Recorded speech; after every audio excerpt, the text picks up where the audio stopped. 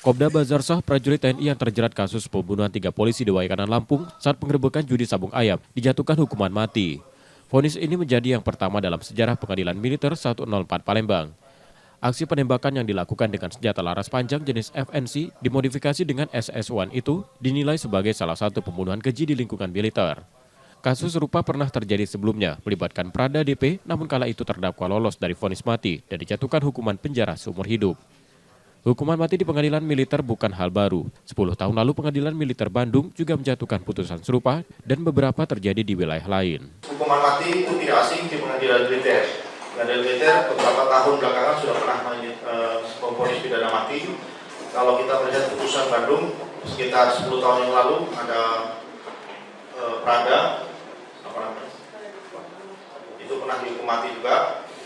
Kemudian sebelumnya pernah juga yang hakim waktu itu sidang perceraian yang kolonel angkatan laut itu, kemudian membunuh hakimnya pada saat sidang perceraian dengan istrinya, kemudian dia sidangkan di pengadilan militer Surabaya, pengadilan militer tinggi Surabaya dan dipidana mati. Untuk di pengadilan militer Palembang ini adalah pertama kali kami menjatuhkan pidana mati. Sebelumnya